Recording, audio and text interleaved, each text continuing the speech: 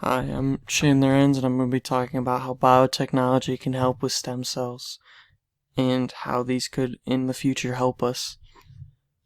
What are stem cells? Stem cells are cells from which all other cells with specialized functions are generated, like blood and skin cells.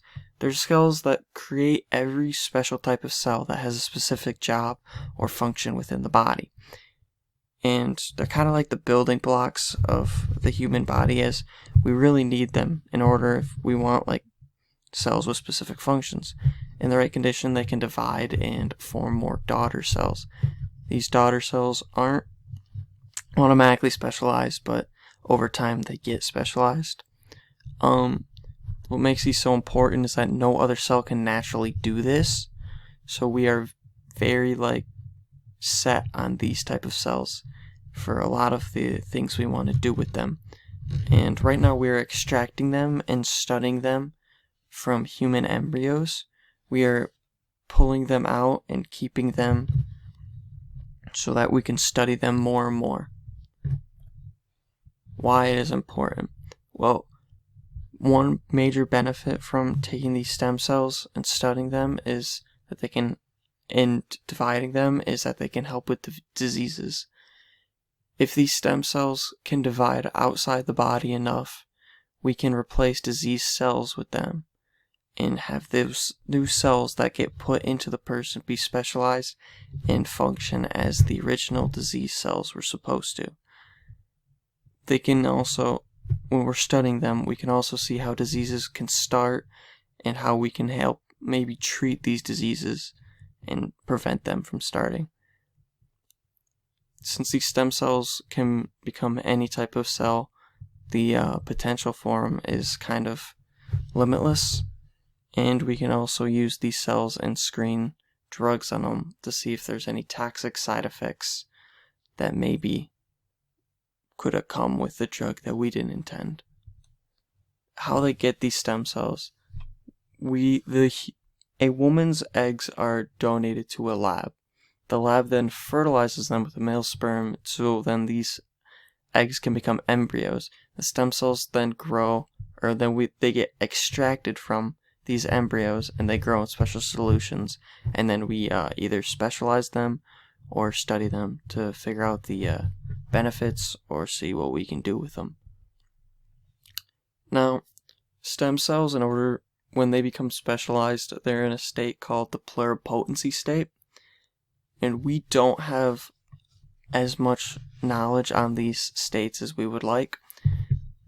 We do know it's not a fixed state, and these cells can move on from this state. And this is the state in which the stem cells become malleable and can get signaled into becoming a specialized form of cell, like a blood cell. Now, there's two different kinds of pluripotency. There's naive and prime. Naive it's not set on any type of thing it wants to become specialized in. So these ones are actually better because we can use these and specialize them into almost anything that we want, because they don't have a thing they want to go to, unlike prime, who is associated with gene patterns and is kind of closer to one kind of specialization. Now, why is stem cell research and the use of it so controversial? The big reason is that stem cells come from early stage embryos. A lot of people think it is unethical for stem cells to come from these embryos and for us to fertilize an egg only to get the stem cells out of it and not actually have the human born.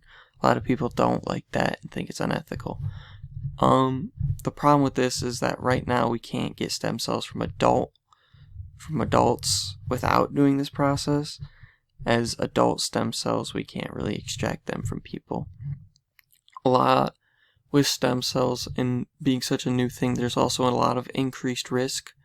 There's increased chance of tumors, and the body might not accept the stem cells if we ever were to reintroduce them into the person's body.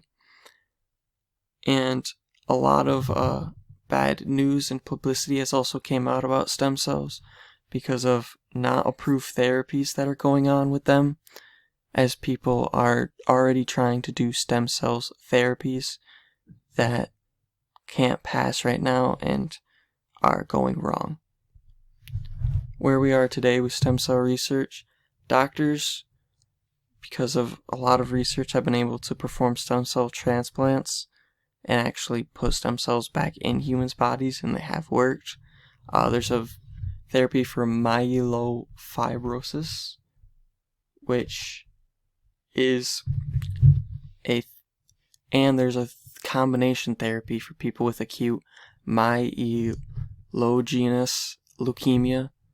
They're both bone marrow and blood cell cancers that can help being treated by stem cells as they can be reintroduced and helped.